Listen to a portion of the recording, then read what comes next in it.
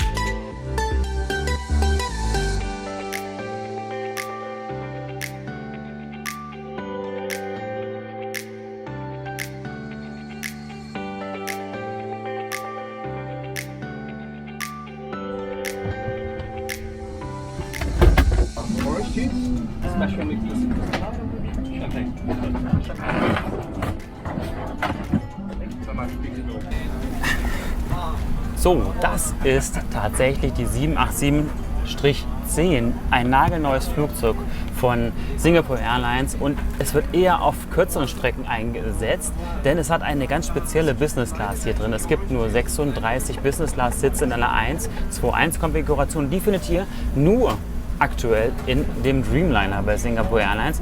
Und ein kleines Geheimnis bzw. kleine Facts für euch. Diese Business Class werdet ihr auch im Dreamliner bei Turkish Airlines finden, nur in einer anderen Farbe. Aber genau diese Sitzart ist ganz cool. Da freue ich mich schon drauf, auf Turkish Airlines Business Class, nagelneue Business Class. Aber jetzt sind wir erstmal hier bei Singapore Airlines. Und? Du probierst schon so ein bisschen? Es ist ganz anders als in der A350, die A350 ULR oder wie sie heißt, die haben wir ja schon gemacht. Mit dem längsten Flug der Welt und das hier ist tatsächlich ein ganzes Stück kleiner, auch gefüllt.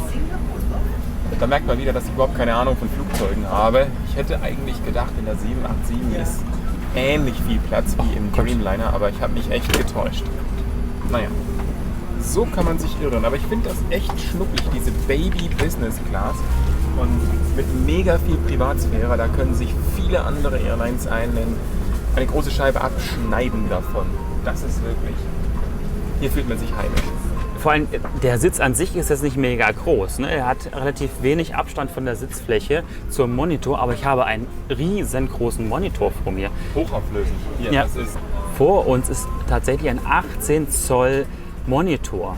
18 Zoll für ein so kleinen Sitz, sage ich jetzt mal, ist mega groß und der ist sehr empfindlich. Also ich kann damit ganz schnell drauf tippen. Also es ist halt ein berührungsempfindlicher Monitor. Habe aber auch noch hier einen Controller mit einem ebenfalls relativ großen Display, was auch berührungsempfindlich ist. Damit kann ich halt die Filme vorher schon auswählen. Aber den kennen wir ja aus der A350 und aus der A380, der neuen Business Class.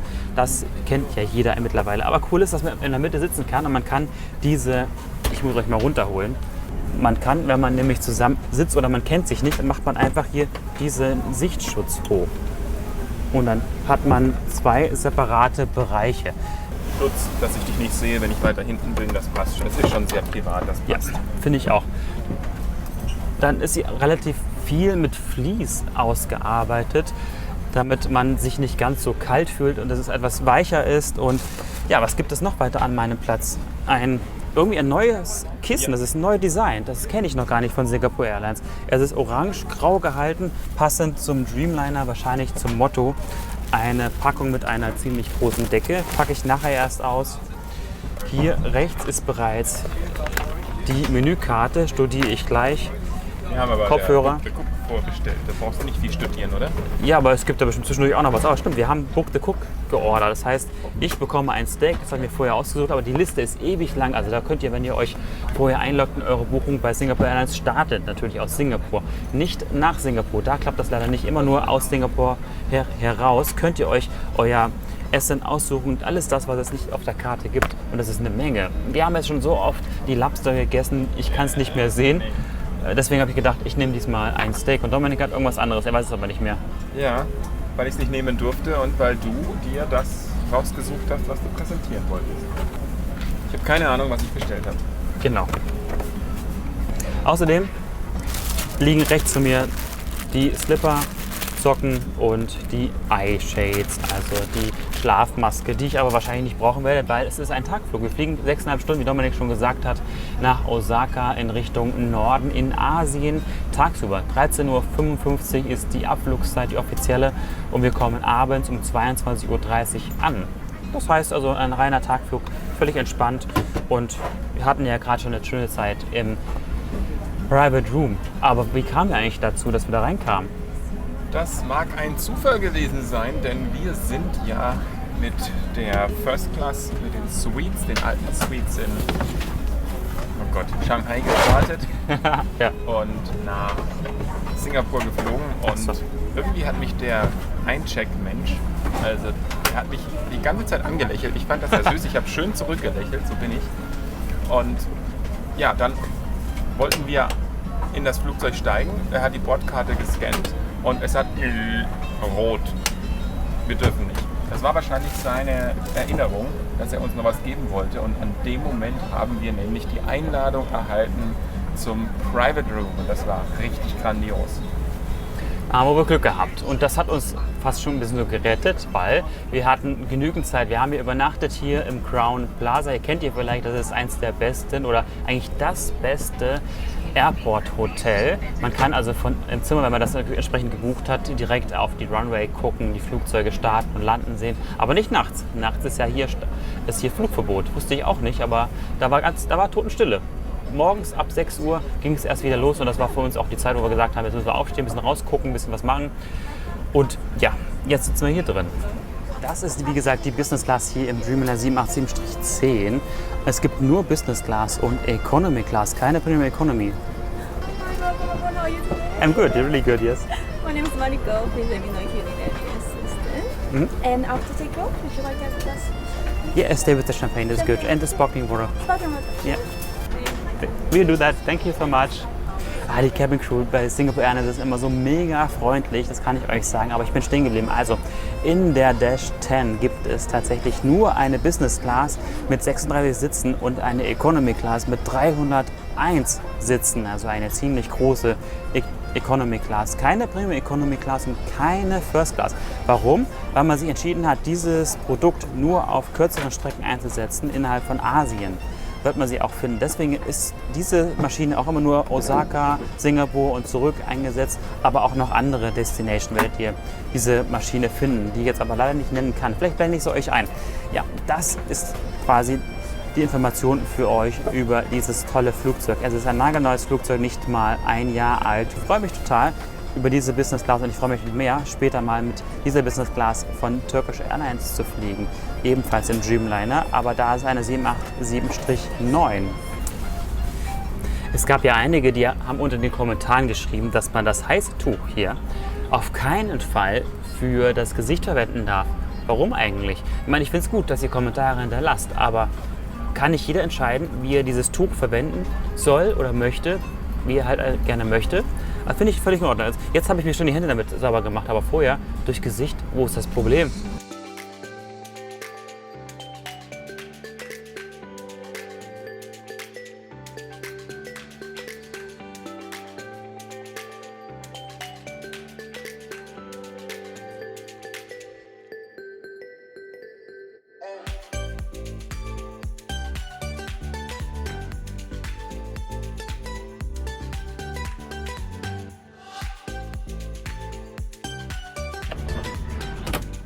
これで今ダーランスメンバーとのコード会議でございます。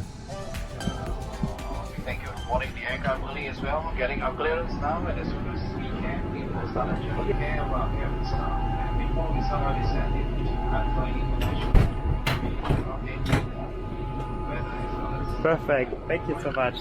Wir sind fertig für den Start. Das ging ja ruckzuck.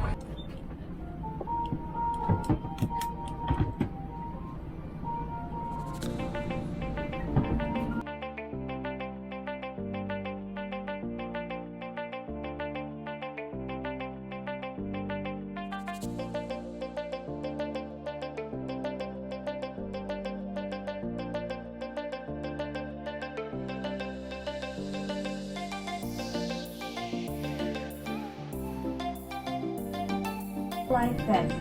Remove it from the plastic cover and slip it over your head. Zip it and pull to tighten. Insert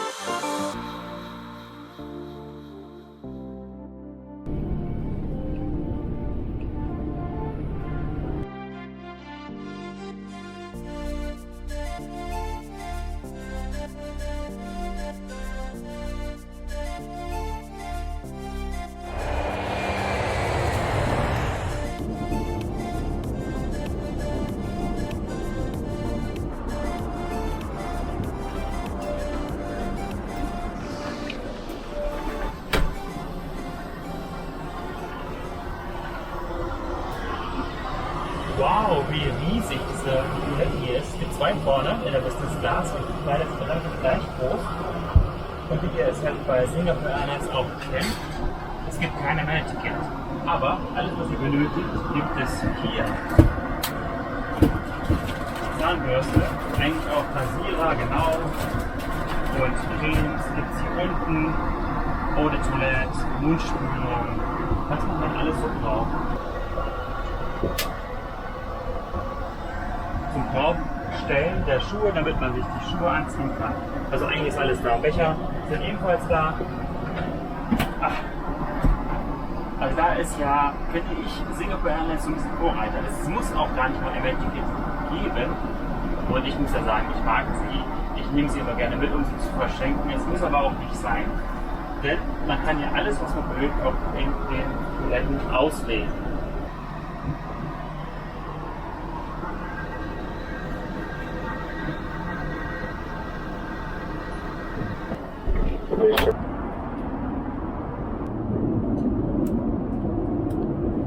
Wir haben ja, wie gesagt, ein neues Spielzeug. Ich habe es mal während des Starts laufen lassen und jetzt spreche ich da rein, das ist natürlich viel lauter.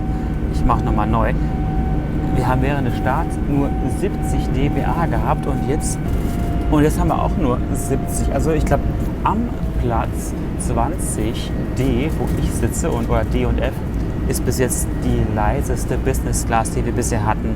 70 dBA ist mega leise und das haben wir ja auch gemerkt jetzt beim Start. Das ist fast schon wie in der A380. Völlig entspannt und schon sind wir ungefähr auf Reiseflughöhe, warum auch immer, nach 5 Minuten. Wow.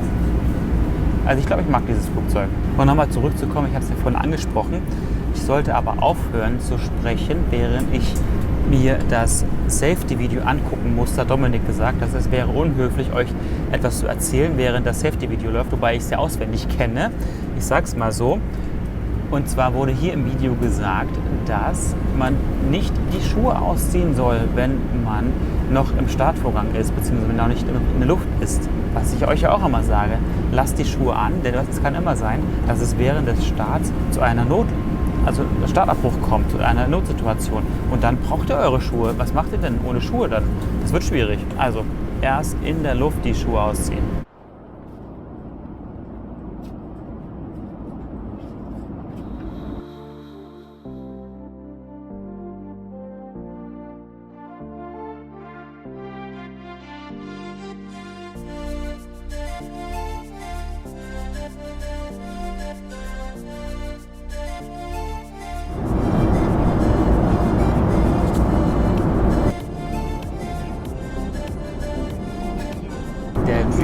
ist ja ziemlich schnell in der Reiseflughöhe und kaum sind die Einschaltzeichen aus, beginnt auch der Service mit dem gewünschten Getränk, was vorher abgefragt wurde und dem Wasser und einer Schale mit den Nüssen. Hast du auch schon Nüsse? Nee. Ich aber. So, als Business Class Passagier hat man hier 30 Megabyte frei Wi-Fi. Ansonsten kann man es auch noch ausweiten bzw. mehr buchen, wenn man mehr benötigt. Preise kann ich euch gerne nachher mal einblenden. Aber ich glaube 30 MB reichen mir erstmal aus.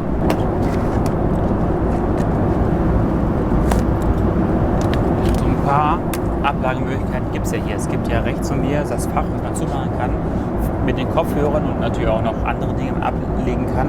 Da sind gleich 2 USB-Anschlüsse zum Laden. Perfekt. Und auch die Universalsteckdose. Dann habe ich unter der Fußablage nochmal ganz viel Platz, um etwas abzulegen und natürlich den Overhead-Bins. Letztendlich reicht das Ganze. Möchte ich, das habt ihr ja wahrscheinlich vorher auch in dem Video gesehen, ein bisschen mehr Freiraum, kann ich beide Armlehnen runterdrücken. Oder halt auch hoch. Ist ziemlich entspannt. Das sind die Kopfhörer von Singapore Airlines. Sie sehen ein bisschen aus wie Bose Kopfhörer. Ich glaube, es sind auch welche. Sie sind Noise Cancelling. Ich kann sie hier auch lauter und leiser stellen, kann sie aber auch da drin lauter und leiser stellen. Also ich finde sie mega bequemer als deine. Probier mal. Nee. Weil sie On-Ear sind. Meine sind Over-Ear. Bei mir ist das ganze Ohr drin. Ja, okay. Also deine Ohren sind wahrscheinlich größer als meine. Meine Ohren sind drin. Und es ist, wie gesagt, Noise Cancelling. Ich höre nichts um mich herum, außer Seigequatsche. Flüge wie diese hier, die buchen wir übrigens immer mit unseren Miles & More Meilen. Also wir haben diesen Flug tatsächlich nur mit Meilen gebucht. Über Miles & More, den Star Alliance oder Lufthansa Meilen, die wir dort sammeln, geht ganz einfach, indem wir entweder durch das Bezahlen mit unserer Miles & More Kreditkarte oder Abos. Also man stellt sich ein Abo für ungefähr 100 € und bekommt dafür fast 10.000 pro Zeitungsabo, 10.000 Payback-Punkte. Und ihr wisst jetzt, Payback-Punkte lassen sich 1:1 zu Miles & More transferieren. Und wir brauchen für diesen Flug 62.000 Meilen. Das heißt, ihr müsst ein bisschen was investieren, aber nicht so viel, wie ihr für diesen normalen Flug hättet zahlen müssen. Ich denke aber, normal hätte man jetzt für diesen Flug One-Way so 900 € bezahlen müssen oder manchmal sogar viel mehr, je nachdem. Für ein Return-Ticket mindestens 1.500 €. Und wenn ihr das mit diesen Tricks, die wir euch in unseren Travel Hacks erklären, macht, dann seid ihr oft viel, viel günstiger dabei. Genauso wie wir. Wir haben also quasi jetzt für diesen Flug 62.000 Miles & More Meilen bezahlt und ich möchte nicht viel sagen, also Singapur-Dollar, ich würde mal sagen, so um die 20 € umgerechnet pro Person für diesen Flug. Das ist echt mega günstig. Also, habt ihr Lust, euch damit zu beschäftigen, dann schaut am besten mal in unsere Travel Hacks hinein. Und wenn ihr Fragen habt, schreibt bitte in den Kommentaren, was ihr wissen möchtet. Schreibt es rein und wir nehmen es auf und werden es in unseren FAQs im nächsten Video dann nochmal thematisieren. Und wenn euch das Video bis jetzt gefällt, dann drückt den Daumen hoch oder abonniert. Nicht vergessen, solltet ihr das noch nicht getan haben, kommentieren ist immer ganz gut, denn wir YouTuber leben davon, dass mit dem Video etwas passiert. Entweder kommentieren, Likes, Dislikes oder halt teilen. Wäre auch ganz cool von euch.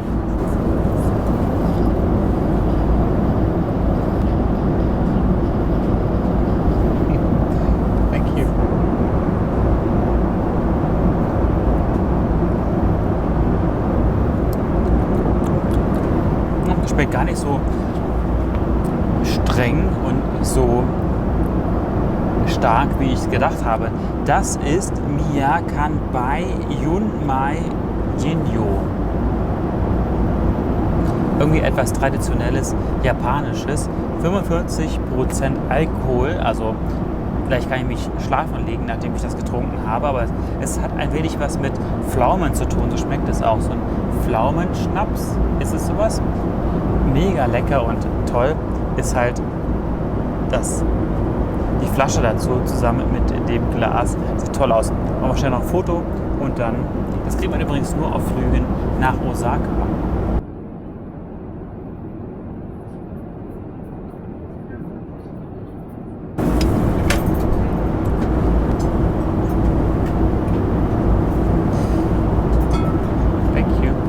Das ist eine riesen Tischdecke hier für den kleinen Tisch. Wahrscheinlich aus der First Class.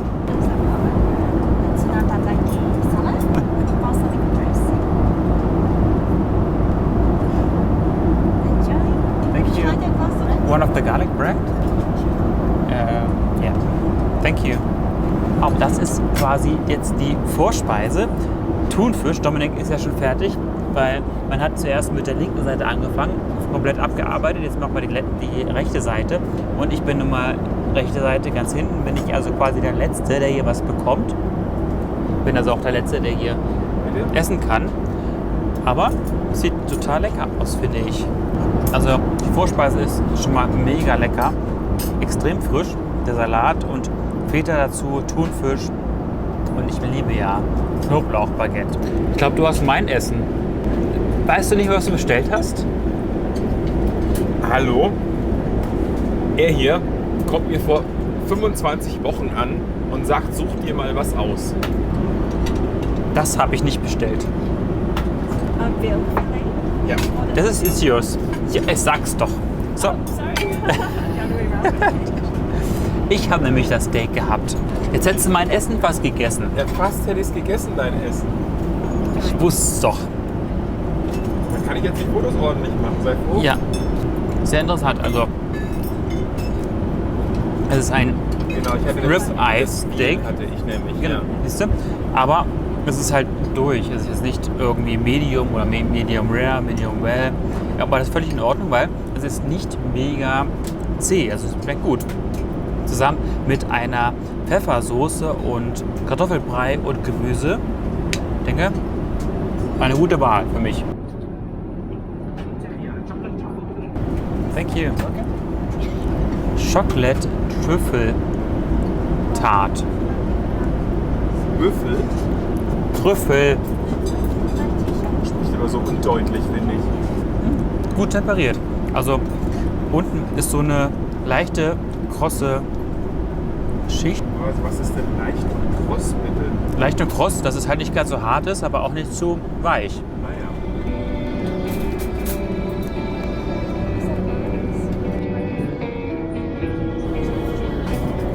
Hier. Sieht lecker aus, ja. So, jetzt haben wir es aber. Zum Abschluss gibt es nochmal eine Käseplatte davor, ein leckerer Schokokuchen und die Hauptspeise war sehr lecker. Auch die Vorspeise, eigentlich war das ganze Essen mega gut. Es hat ein bisschen spät begonnen, also vielleicht hat man das gemacht, weil es vielleicht ein Taktblock war und man ist ja quasi erst gestartet und so am Nachmittag kann man ja mit dem Essen beginnen. Man hat also quasi nicht sofort nach dem Erreichen der Flughöhe mit dem Service, also quasi mit dem Essen begonnen, was okay ist, finde ich, weil niemand hat jetzt hier die Absicht gehabt zu schlafen. Ich auch nicht. So, könnt ihr ein bisschen gucken, ein bisschen euch was erklären hier und nebenbei essen. Oh,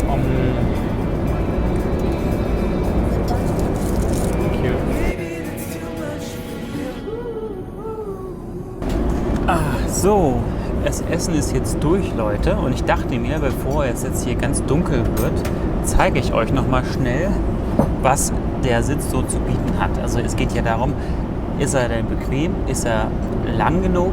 Ich sage euch ja immer, ich habe kürzlich eine E-Mail bekommen von einem Zuschauer, womit er ja recht hat. Ich sage immer, die Liegefläche ist, aber die Fläche bedeutet ja immer Länge mal Breite, was eigentlich falsch ist. So, ich sage euch jetzt, die Sitzlänge ist ungefähr 1,93 Meter. Breite weiß ich nicht, müsst ihr dann nochmal den Einblender nehmen. Und es sind 180 Grad.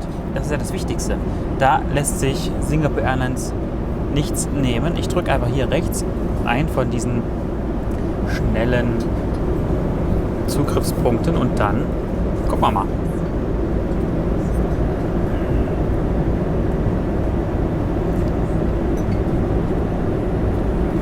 Das Lustige ist, das Panel da, das vibriert immer so düm, düm, düm, bis ich angekommen bin. Und so bin ich jetzt angekommen. Also 1,93 Meter reicht vollkommen aus, also zumindest für mich.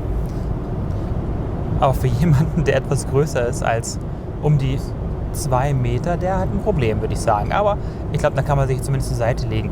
Es ist weich, mega weich und breit genug jetzt. Ich denke mal, es sind so ungefähr 50 bis 53 Zentimeter Breite. Wie gesagt, die genauen Maße entnehmt ihr bitte den Einblender. Ja, gut, dann kann ich mich jetzt wieder aufrecht hinsetzen. Es sind noch ungefähr 2,5 Stunden bis zur Landung in Osaka. Dann kann ich noch ein bisschen gucken und wir sehen uns dann bei der Landung.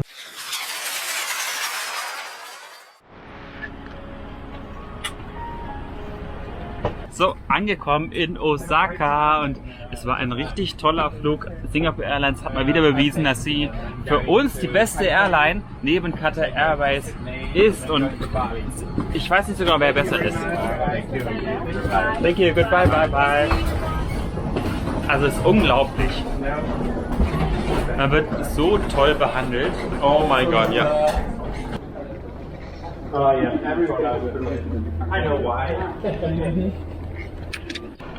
So, das war unser Flug mit Singapore Airlines in der 78710 nach Osaka. Ja, war wie üblich Singapore Airlines-like. Wobei, ich finde, die Business Class ist... Wo geht's denn? Oh Gott, das ist schnell. Oh, ein Zug.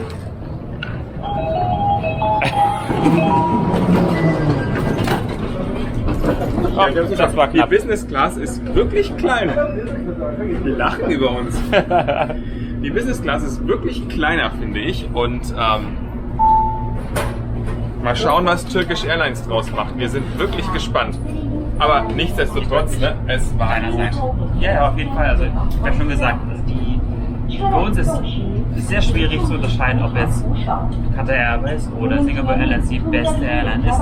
Aber da muss ich schon sagen, da ist Skytrax schon ziemlich nah dran, was unsere Warnung ist. Hier haben wir auch zwischen den beiden gespannt. Aktuell ist ja Qatar Airways auf Platz 1. So, Das bedeutet, wir sollten Qatar Airways fliegen. nochmal. Gut, machen wir. Aber ich fand es sehr, sehr toll hier. Vielen Dank fürs Zuschauen und wir sehen uns beim nächsten Video. Bis dann. Ciao. Hör auf, du machst Krach. Also deine Ohren sind wahrscheinlich größer als meine. Meine Ohren sind drin. Und es ist, wie gesagt, neues Kennzeichen. Schweineohren, ja, genau. Kleine Schweineohren. Schweineohren sind aber groß, nicht klein.